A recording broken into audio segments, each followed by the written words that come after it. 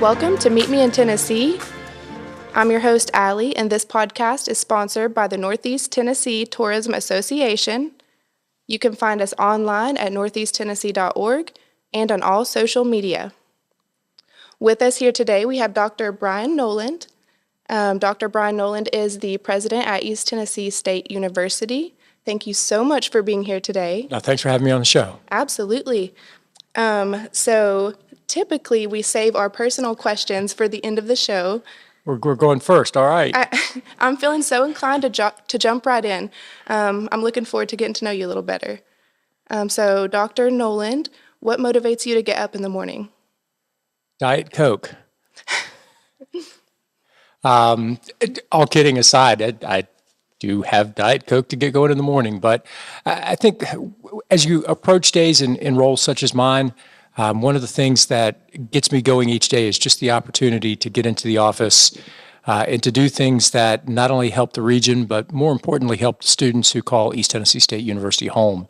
I've had the honor to be president now for almost 11 and a half years. And one of the things that I love most about this position is watching things come full cycle and seeing students move from students to professionals. So yesterday I was doing something similar. I was shooting a video for an entity on campus, and they brought in an outside production firm.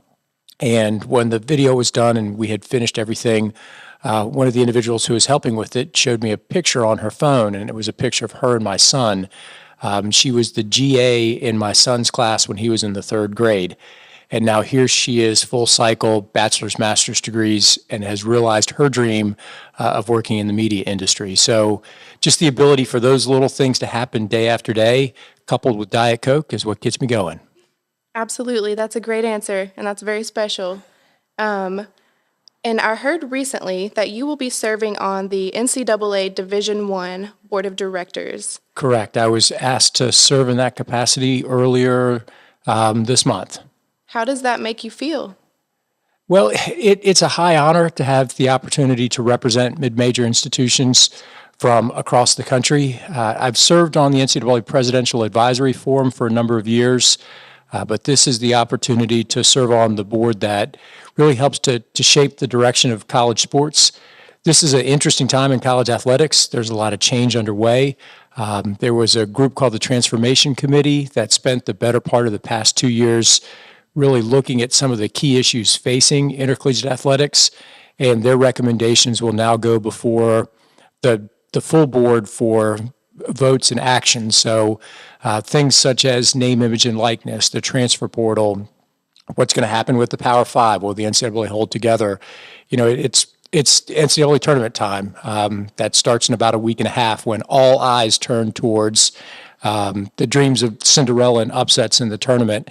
There's a lot of things that bring college sports together, but there's also a lot of elements that kind of rip at the fabric of intercollegiate athletics. So the opportunity to be at the table and to be a part of those conversations, it is a humbling opportunity. Absolutely. What an honor. And do you feel that you'll be able to utilize this role to support students who are engaged in intercollegiate athletics? Well, I hope to be able to do so. One of the things that, once again, to connections with students that I've really enjoyed during my time as president is the opportunity to build relationships with student athletes. There are a number of student athletes, as I reflect back upon my time period here, that I've had the chance to watch them grow and evolve and realize their dreams, but also watched how they've shaped the community. My son's favorite basketball player isn't LeBron James, it's A.J. Merriweather. A.J. played here. He competed in the NCAA Slam Dunk competition. He played for the Globetrotters. Now A.J. owns his own business out in West Tennessee. But my son loved A.J. And our student athletes serve as role models for young men and women all across the region. They sacrifice, they work hard. They're up in the morning in the weight room. They're in the classroom. The demands on student athletes are more intense than the demands on a typical student. Sure. I think of Austin Herring, the first quarterback we had after we brought football back to the institution. Austin went from a transfer from middle to leading us to a Southern Conference championship. He got his bachelor's and master's degree. I shook his hand twice. And now he's on the staff at the University of Arizona, having just gone there from being on the staff at the University of Nebraska. So to see these student athletes, come to an institution, realize their dreams, serve as role models, that's why the NCAA exists. It doesn't exist Absolutely. for any other reason other than to help student athletes realize their dreams. Absolutely. How old is your son? He's a senior in high school, so he's 18. Okay, so he's right around the corner. Yeah, he's right around the corner. Okay. For him, everything is about playoffs. His team plays in the regional championships tonight. So right now, everything in our house is circled around orange basketball. I imagine so. So to pull away from sports a little bit, what kind of helped develop your interest into a career path in higher education? Well, it wasn't a straight line. I don't think most people have straight line journeys for careers. Nope, I can attest to that. I went to college to be a pharmacist. Organic chemistry and I didn't really get along. I tell this story all the time to students who are undecided about their future. I was a freshman in college sitting in a large classroom on the campus of West Virginia University, and there was a test. And the final question on the test was, why is the sky blue? I didn't know the answer. Can't be a pharmacist if you can't pass chemistry. So I wrote on that piece of paper many, many years ago, why is the sky blue? Because God is a Mountaineer fan. Their colors were blue and gold. I turned in the paper and changed my major and kind of then tried to figure out what to do. Thought about going to law school. Ultimately got a degree in political science 3 times, so PhD in political science. I wanted to teach. I've taught for a little bit, have had a number of roles, but ultimately, at some point along the journey, a faculty member shaped my life. He was a mentor. He, said, Brian, you've got a gift to do some things. Go use that gift in the classroom. And that advice kind of led me down a path that led me to here. Having good teachers like that influence us is foundational from high school to college. I've changed many paths myself, and I find myself here, a current student at the university in the interdisciplinary studies program, where I've kind of picked and choose a degree that best fits my current situation. So I'm thankful that ETSU has the interdisciplinary studies for that reason. So when you started, what was your major when you began? My major when I began was journalism. Okay. It changed to exercise science. Okay. I dabbled with the idea of the Appalachian Studies program because I'm so passionate about this region. And then finally, it's ended in interdisciplinary with a double minor in marketing and advertising. And I think that program is key to students who are going into school uncertain. Without having to step back, you can keep going. Keep it forward. How many hours do you have left to graduation? I graduate this May. So what comes in June? June, I'm going to stick it out with Northeast Tennessee and let the ball keep rolling.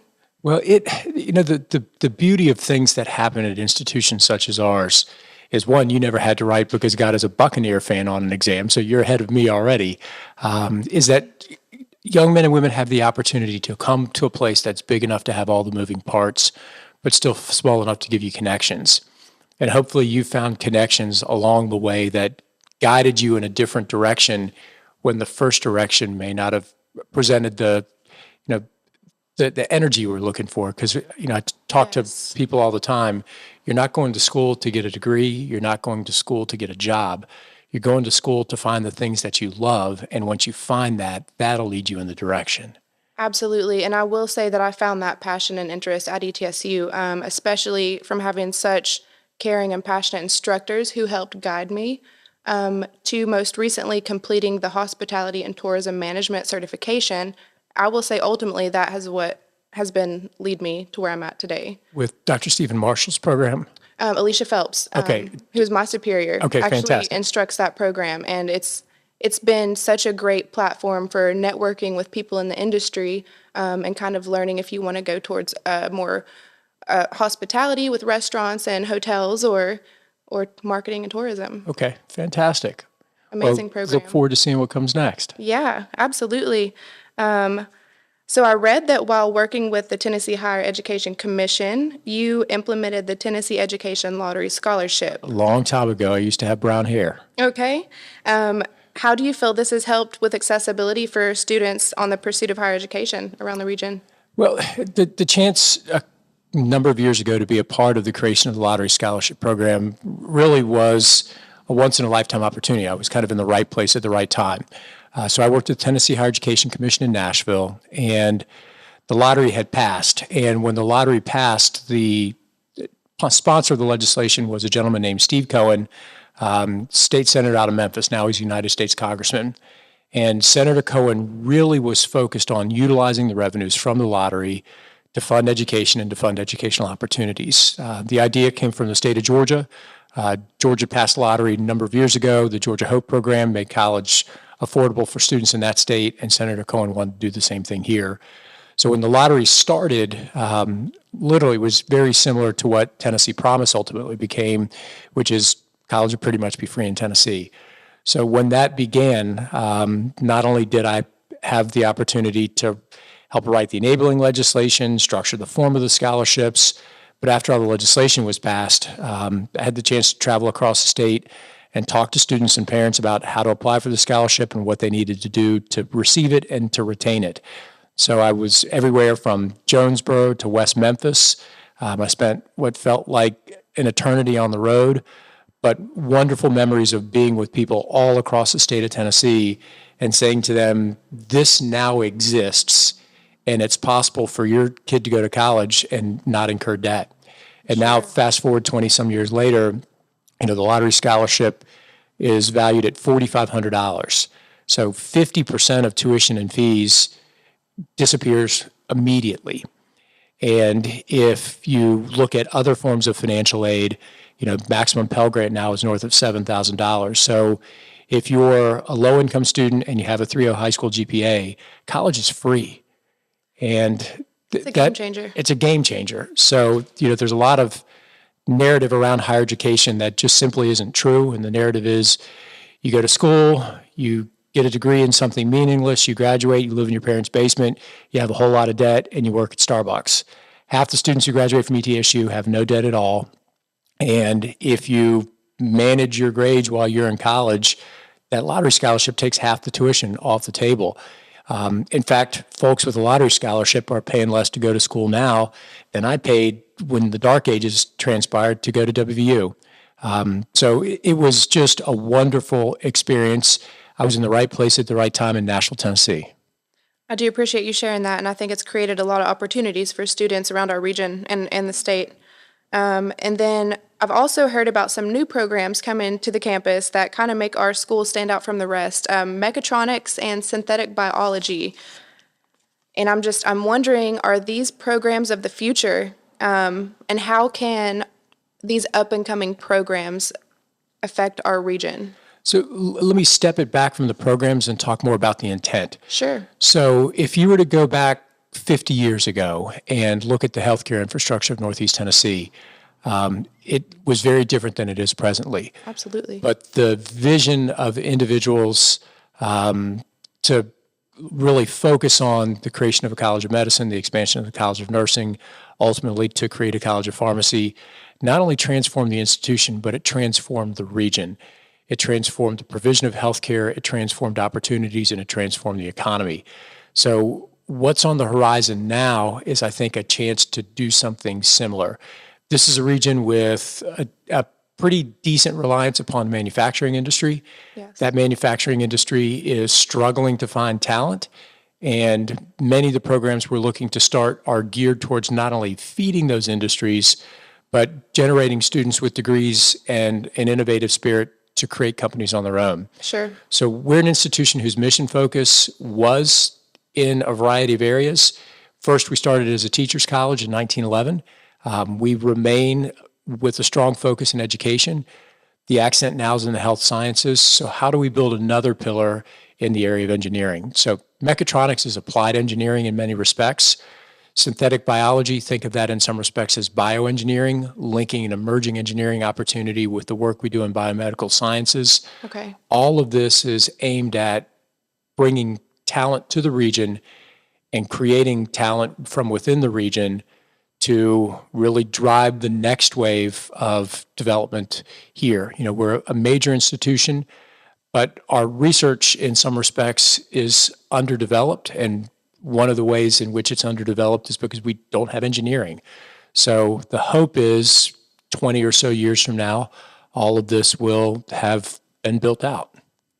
Absolutely. I find it so fascinating. Just even the word mechatronics sounds futuristic. Well, as someone who just breaks things, doesn't really know how to fix things, I'm probably not the industry expert on engineering technology, mechatronics, or bioengineering, Sure. but we're going to set the stage, provide the resources, and see what blooms. Wonderful. And you helped to secure 25 million in external funds to create the Center for Rural Health Research, which is a state center of excellence focused on advancing health and improving the quality of life in our rural communities. Can you please share with our audience more about this initiative and any updates on current programs? So, a number of years ago, Alan Levine, the CEO of Ballot Health, sat down and talked with myself and some colleagues about things that we might be able to do to help diversify the research opportunities at the university. We're an institution with a world-class College of Public Health. The Dean of the College of Public Health, Dr. Randy Wyckoff, in many respects just walks on water. Randy is one of the foremost experts in the nation about rural health issues.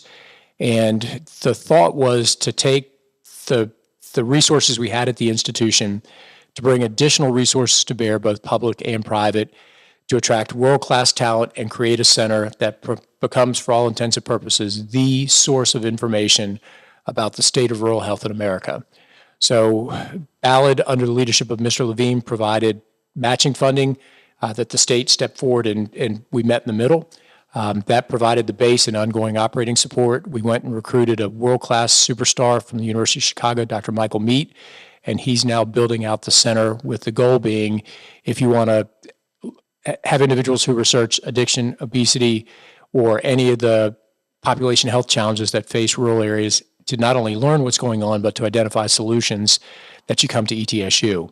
So we're working with partners such as the Appalachian Regional Commission, State of Tennessee, Ballot, and others to really put in place a data infrastructure that positions us to really begin to pinpoint and identify both causes as well as cures for the challenges that face the region. And the College of Public Health has faculty that at their core are mission focused. Our mission from our founding in 1911 was to improve the quality of life for the people of the region. So another example of things that have spun out of the College of Public Health is the Overmountain Recovery Clinic out in Gray. This is a region that for a number of years has struggled with addiction.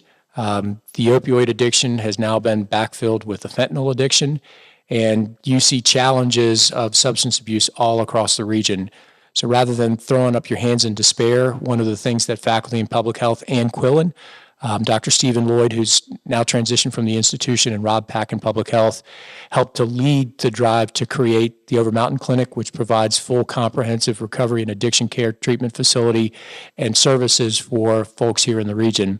So it's not just theoretical research, it's also hands-on application. And that's one of the things I really love about our university is we roll up our sleeves and try to help, no matter what it is, for the people of this community. Yes, I had the pleasure to sit down with Dr. Wyckoff earlier this year over a cup of tea, and He gave you tea? he did give me tea, and it was wonderful. A Ted Lasso episode comes to mind, but it's filth water. So just Diet Coke. There is something special to gather around a cup of tea. I don't know what it is, but it was wonderful. But he has led some quite timely lectures here in our Appalachian communities and on the collaboration book, Appalachian Health, which I do recommend to our listeners to check out. But with topics like intergenerational cycles, poverty-stricken communities, access to health care, and many of the subjects you're discussing, I do think that these programs in the public health sector from the university can just have a direct impact on our community. And the Leading Voices series that the College of Public Health has led, we bring world-class industry experts to the community, and we learn together. That's another thing that I really love about the university. Early in March, we held our Festival of Ideas. And the keynote in that festival was a gentleman named David Brooks, who's a New York Times columnist. In addition to leading a lecture series on a Wednesday evening for about 700 people at the Martin Center, the next day he held a master class with students in marketing and communications in the Culp. And you had about 50 students sitting in a classroom having the opportunity to dialogue with one of the foremost columnists in the world and one of the op-ed editors for the New York Times. So from public health across the board, one of the things we want to do is bring the world to our region. I missed that lecture. Excuse me. So we have community, we have tourism, and there's this bridge between the two where I think growth meets opportunities. So tourism in Northeast Tennessee employs around 6,400 people, generating more than $773 million in direct visitor spending. And in thinking about Career Quest, are you familiar? Mm-hmm. Okay. So thinking about Career Quest, do you think there is future potential to utilize these types of platforms like Career Quest to get our youth stoked about this up and coming industry? And not to say up and coming, but it's booming right now. Well, I think if you define tourism in a broad way, all of us in some respect are engaged in tourism. So I'll try to put it from the perspective of the university, and then I'll try to answer your question. Sure. But I may wander around a little bit, so pull me back in. We're an institution of 14,000 students. Of those 14,000 students, 20% are out of state. Of those out-of-state students, as we recruit young men and women from the upstate of South Carolina, Western North Carolina, Georgia, Florida, California, et cetera, they're in many respects becoming residential tourists for the 4 years that they're here. They're learning about the region. They're eating in the restaurants. They're contributing to the local economy, and they're here for 4 solid years. If we can connect them with the region, then maybe they plant roots and this becomes their home.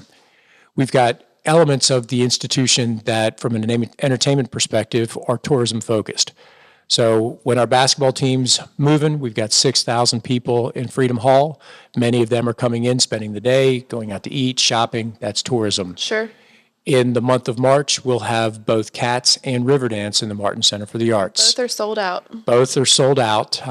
Cats is sold out for 2 nights. I think there's 3 tickets left as of the most recent briefing, but by the time this airs, they'll be gone. Riverdance is sold out, and then Chicago. That's tourism. That's people coming in from across the region, many spending the night, seeing things here that typically they've had to go to major metropolitan areas of New York to see. Football games, tourism, marching band competitions. We hold the Bands of America competition in the Dome every year, where we bring almost 50 bands from across the Mid-South here. We're involved in tourism as much as any other entity in the region. So I see the power of the university not only to help tell the story, but to help be a magnet that brings people here. So as you look at things that are happening at our institution, from students majoring in business, marketing, entrepreneurship, all the way down to education, all of them are involved in telling the story of the region, making the region a more attractive place to keep people and bring people. And I think all of us, in some respects, are intertwined.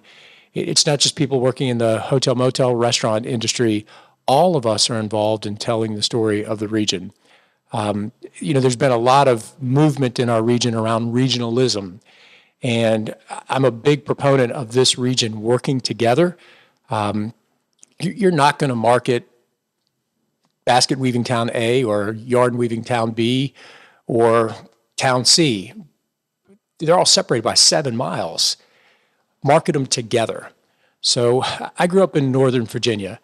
I lived in a little town called Sterling. Sterling didn't market Sterling. Herndon didn't market Herndon. Reston didn't market Reston. They're all separated by about 15 miles. They marketed Northern Virginia. They came to a region. So if we want to expand the knowledge of the region beyond the people who live here, how do we work collectively to market the Appalachian Highlands, Northeast Tennessee, Southwest Virginia, Western North Carolina? Because if you go online and were to Google East Tennessee Mountains, the Google machine is sending you to Gatlinburg. The Google machine. It's not bringing you here. So how do we collectively wrap our arms around all the communities and market the region? That's what's going to transform the region. And I do think our cities, they have their own unique things. Some have more downtown music venues, or some are known more for their food, which kind of makes them stand out. But overall, Northeast Tennessee, we're definitely not Gatlinburg, and I don't want to see us go in that direction. I think we're our own unique entity for sure And we do have the mountain and outdoor culture. Think about time. You're gonna sit in the car for 20 minutes in Gatlinburg to go 4 miles. In that 20 minutes, I can be in downtown Bristol or I can be in downtown Kingsport. So we're individual communities with individual identities, but it's one place. It's one place. And that for me is something that, hopefully 20 years from now, we've gotten past Friday night football and we've been able to look at how do we as a region market the region, because I think that's what's going to define us. Sure. And I will reel us in a little bit. I told you I was going to go off on a tangent, so I apologize. That is perfectly fine. I'm just very intrigued by the Broadway shows that we have coming to Johnson City, because this is something that has felt like it's with Cats and the Riverdance selling out. I feel like this is bringing a new audience to our area. So let's step back a little bit. In 1986, a group of community leaders came together to paint a vision for ETSU as we celebrated our 75th anniversary and we're getting ready for our 100th anniversary of the centennial. And one of the dreams that they established was for a performing arts center in our region. It took a long time for that to come to fruition, but the Martin Center is finally here. It's a facility that the university helped to fundraise, the community stepped forward and fundraised. We raised more than $20 million for the arts here in Northeast Tennessee. And the concept and thought of Broadway has been something that folks have dreamed of for more than a decade. One of the former mayors of the community, Ralph Van Brocklin, unfortunately, Mayor Van Brocklin passed away a number of years ago. I hate that he's not here to see this, because every time that I would meet with him, he would ask about the Martin Center, he would ask about fundraising, and he would say, and Brian, we're going to have Broadway, aren't we? And I said, yes, sir, Doc, we will. So now here we are a decade later. Cats, Riverdance, Chicago, Annie, we're already working on next year's series. This not only brings new people to the region, but it also brings people from across the region here. I mean, there are people from community A, B, and C who've not been to campus before. This is bringing them to campus. And one last little bit of this, and it goes back to a comment that I made earlier about planting seeds and watching them grow. At the very first showing of Annie, so the first Broadway performance we'd had on campus, I had the honor to go out on stage, welcome everyone, thanked a few people who helped make this dream possible. When I looked up to the top to the right, in one of the kind of box areas, there was a group of students who were maybe 8 to 12 years old. They were all students from Carver and the Langston Center, and a local foundation had helped cover their costs so that they could be present. One of those students may end up deciding they want to pursue a career in theater, dance, etc. Or they may decide, you know what, this place isn't that intimidating. I think I want to go to college at ETSU. Sure. So you don't know what's going to come from Broadway. It may be students pursuing passions, or it may be someone from Knoxville coming to the area, spending the night and saying, you know what, I like this a lot better than Knoxville, and moves here. But it's just all of us together putting foundational elements on the table that hopefully allow the region to grow and develop. Sure, like working parts of a moving whole, I think is what comes to mind, or it's moving parts of a working whole. Like a big jigsaw puzzle. Yes. And I did just want to clarify to our listeners, that was Annie and the Riverdance that had sold out. There are still tickets for Cats. So I don't know when this airs. There are just a handful of tickets left for Cats. Annie's already come and gone. Riverdance is sold out. There are still tickets available for Chicago. Okay, wonderful. But they're going fast. They are going fast. And I guess if someone in the audience is interested in purchasing those tickets, just on the university website? University website, it would be under the Martin Center. So I made you laugh with my Google machine reference. Just go to the Google machine and Google Martin Center for the Arts, and it'll take you there. Okay, that sounds good. So we're going to switch it back to a little more personal style here. So what is a favorite local dining spot of yours in the Northeast Tennessee region? Well, that's tough because it'll make a lot of people mad. How do I answer that question? So I like the Firehouse. It's close to campus. Tom Seaton does just wonderful work in the community, and there are a lot of ETSU students who first job that they have is a job with Mr. Seaton at the firehouse. So I enjoy the firehouse. I had lunch this weekend at the Label. So I don't know. This could go in a lot of directions. Most days I don't have the chance to go out to eat. So most days are like today, and breakfast was Diet Coke and a Pop-Tart. You are an advocate of Diet Coke, I'm learning. And we're a Pepsi school, so I'm getting myself in trouble all the way around. Who is someone that you look up to in life, whether it be as a kid or currently? Well, my mom and dad. My father passed away a number of years ago, but my mom lives in Asheville, North Carolina.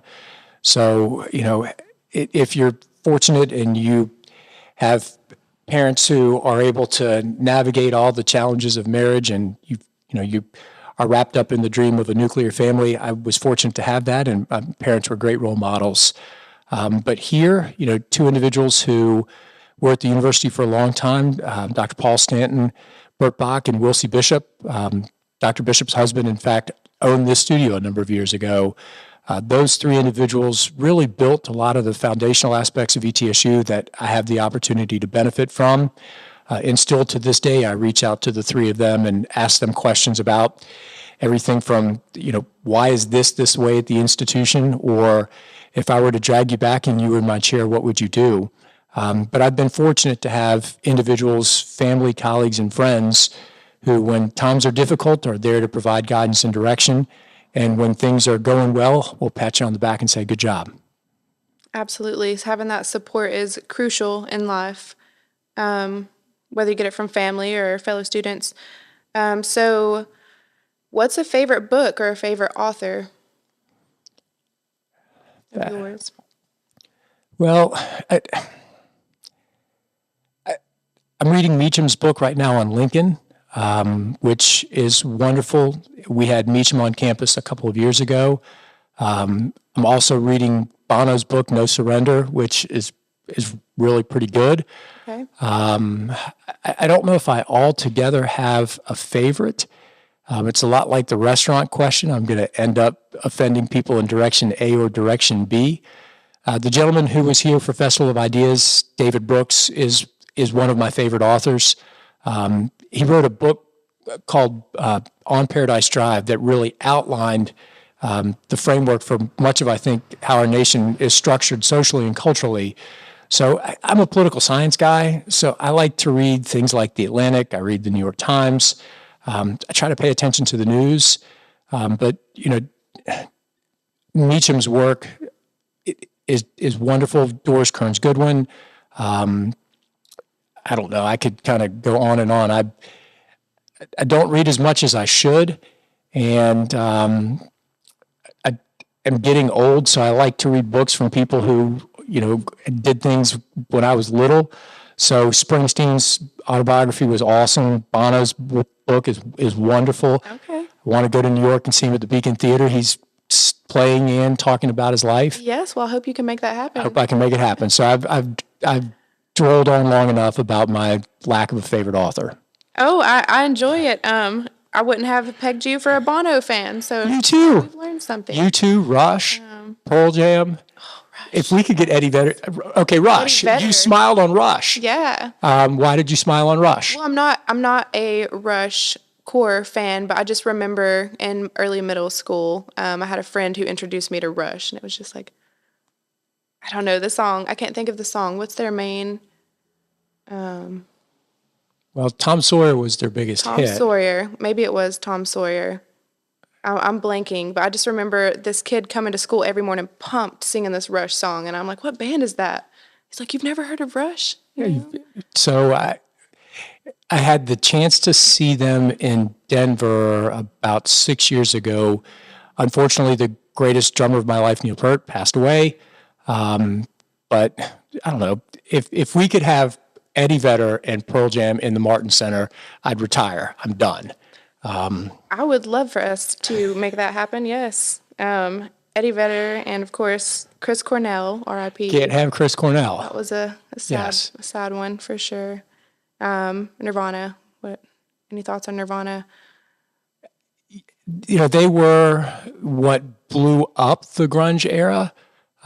but the grunge era, got started long before them.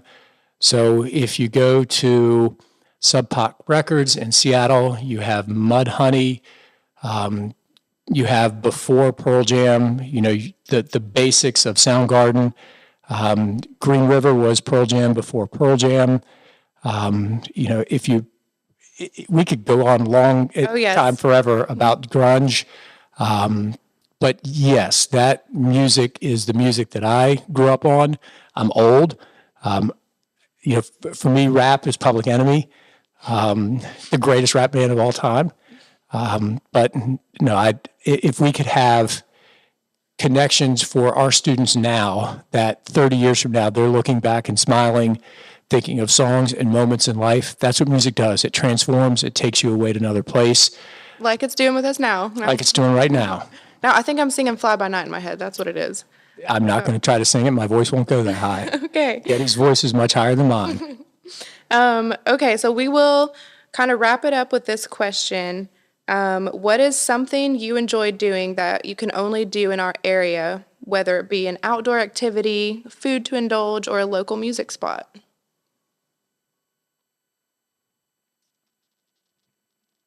That's a tough question. So I like to run. If I can find the time to run on the Tweetsie Trail, I enjoy running on the Tweetsie Trail because it's a peaceful and beautiful setting. I like to run on the campus of East Tennessee State University. There are a couple places where I really enjoy going mountain biking. I like to, on a day when the weather's nice, take the top off my Jeep and go up to Roan Mountain. I didn't know you mountain biked. We could have talked about that this whole episode. Well, we could talk about that. We could have. I still have the same bike that I got in college. I need to trade it in. What kind of bike do you have? A Cannondale. Okay. Is it full suspension or? No, I'm old. They didn't have full suspension. Okay. But it's a heck of a bike. If you buy a good bike with a great frame, you can change the components out over time. Absolutely. So I still have the same Cannondale. I've rode Tannery Knobs. We have amazing bike trails around here. That's an understatement. It really is, yes. But again, it could be a whole episode. It could be a whole episode. But yeah, I like to get out. I like to enjoy the outdoors. This is a beautiful area that is, I think, one of the best kept secrets in the country. We're close to the mountains. We have everything right here in our backyard. It's just how do we collectively tell the story so that, more people are aware of the opportunities that are available here. We do have it all. Outdoor recreation, our music heritage here is like no other in the country. Just the bluegrass, and that could go from the program at ETSU to these local musicians in our backwoods here that just come out and play on the weekends. I mean, There's just hidden talent everywhere. I do appreciate you being here today. There is one more thing I want to share with our listeners is just a reminder that we have Appalachian Trail Vista coming up August 4th through 7th, and that will be held at East Tennessee State University campus at the DP Culp Center. So if you're interested in tickets for that, you can go to atvista2023.org. And you can also find out more information about curriculum and upcoming programs and events at etsu.edu if you're interested in any of those Broadway performances, and we have some big-name artists coming up as well. Amy Grant will be here in a few weeks. Yes. Okay. All right. Well, thank you guys for tuning in. Dr. Noland, is there anything else you would like to share with our listeners? Just thank you for the work that you do to help tell the story of the region. Congratulations on the degree that's coming in May. I look forward to shaking your hand. And thanks for giving me the latitude to wander a little bit. I didn't quite know what topics we were going to discuss, but staff will not be pleased that I had a rambling conversation about Seattle music from the 90s. So I'm going to go back to work and get my knuckles wrapped. I will say that I'm honored to have that conversation, and just very, very thankful to be sitting here with you today. So appreciate your time. And again, thank you for tuning in, where there's more to do, more to be, and more to see when you meet me in Tennessee.